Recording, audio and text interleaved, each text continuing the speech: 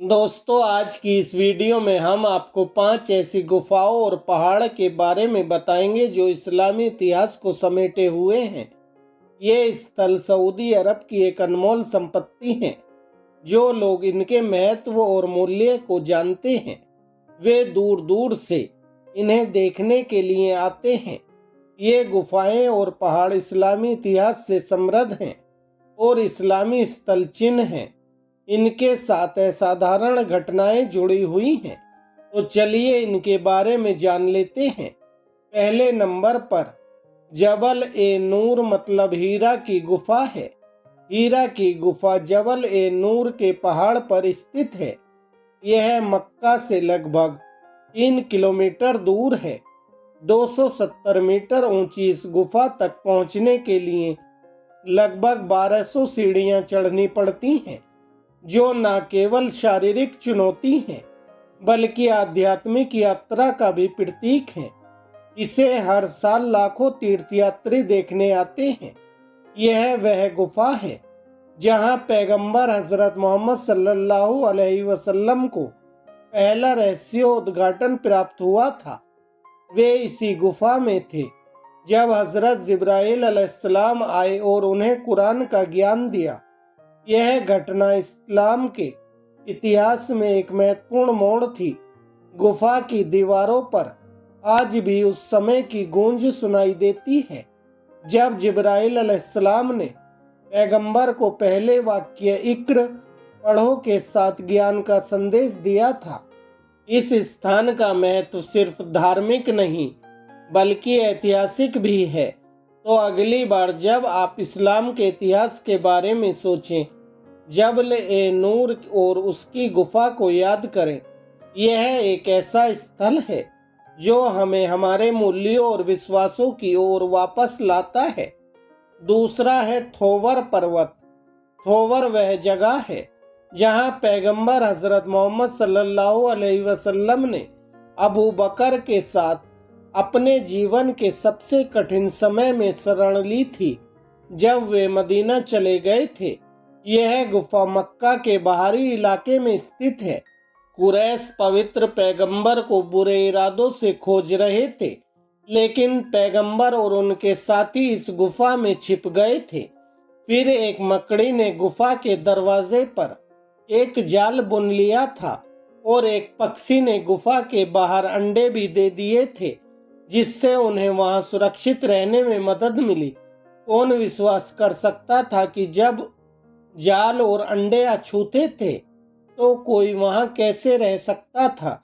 यहाँ उन्होंने 610 ईस्वी में पहली बार अल्लाह से वाणी प्राप्त की थी।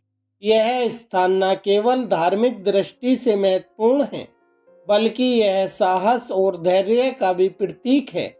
इस पर्वत की चढ़ाई थोड़ी चुनौतीपूर्ण हो सकती है, लेकिन जब आप इसकी चोटी पर पहुंचते हैं तो आपको मक्का का अद्भुत नज़ारा देखने को मिलता है। यह अनुभव न केवल आध्यात्मिक होता है बल्कि आपको एक नई ऊर्जा और प्रेरणा भी देता है। थोवर पर्वत की यात्रा करना उन लोगों के लिए अनिवार्य है जो अपनी आस्था को मजबूत करना चाहते हैं। यहाँ की शांति और सुकून आपको सोचने पर मजबूर कर देता है कि कैसे कठिनाइयों का सामना किया जा सकता है। तो अगर आप कभी मक्का जाएं तो थोवर पर्वत को अपनी यात्रा में शामिल करना ना भूलें। यह केवल एक पर्वत नहीं बल्कि एक अनुभव है जो आपके दिल और आत्मा को छू जाएगा। तीसरा अबू कुबैस पर्वत है।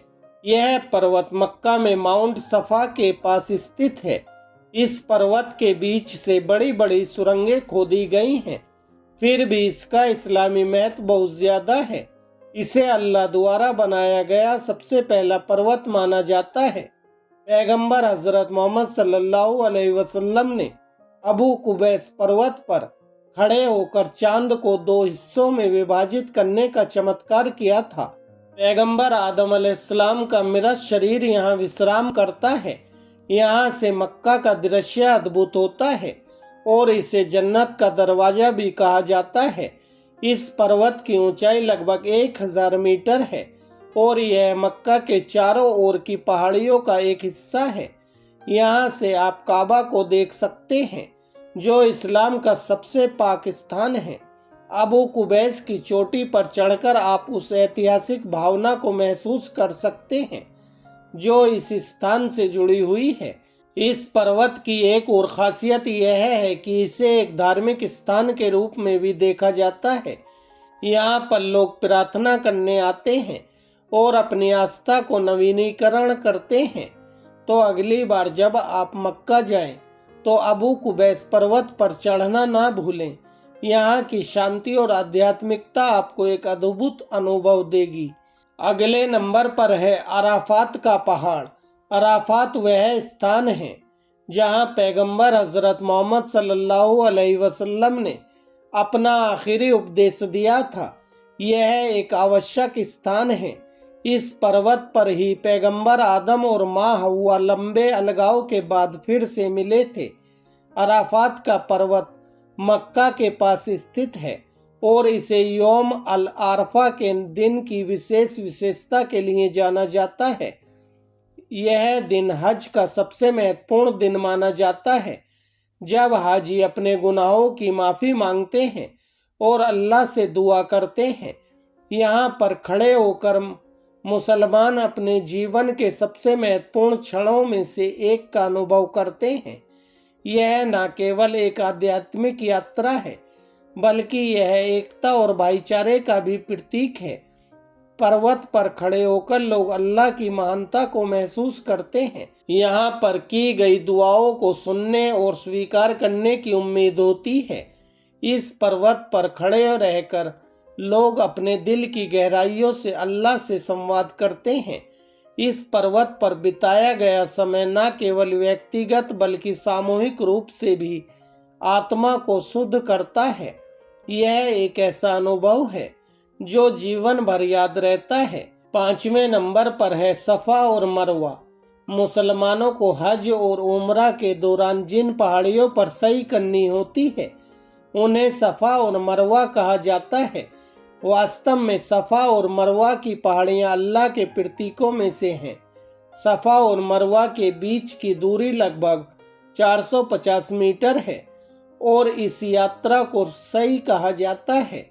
यह प्रक्रिया हजरत हाजरा की उस खोज का प्रतीक है जब उन्होंने अपने बेटे इस्माइल के लिए पानी की तलाश की थी। यह एक ऐसा पल है जो हमें धैर्य और समर्पण की याद दिलाता है। सफ़ा पर खड़े होकर आप देख सकते हैं कि यह पहाड़ी मक्का के सबसे ऊंचे बिंदुओं में से एक है। यहाँ से आपको पूरे शहर का अद्भुत दृश्य दिखाई देता है। वहीं मरवा पर जाकर आपको एक अलग ही अनुभव मिलता है। यहाँ की शांति और आध्यात्मिकता आपके मन को छू जाती है। इस यात्रा के दौरान मुसलमान अल्लाह से दुआ करते हैं और अपने इरादों को मजबूत करते हैं। सफ़ा और मरवा की यात्रा केवल एक शारीरिक क्रिया नहीं है, बल्कि यह एक गहरी आध्यात्मिक प्रक्रिया भी है। आपको जानकर अच्छा लगेगा कि इस प्रक्रिया को करने वाले हर इंसान के लिए यह एक अद्वितीय अनुभव होता है। यह न केवल धार्मिकता का प्रतीक है, बल्कि यह हमें हमारे पूर्वजों के संघर्षों को याद दिलाता है। तो अगली बार जब आप मक्का जाएं, सफ़ा और मरवा की यात्रा को ना भूलें। यह न केवल आपकी आध्यात्मिक यात्रा का हिस्सा है, बल्कि आपकी आत्मा को भी सुकून देती है।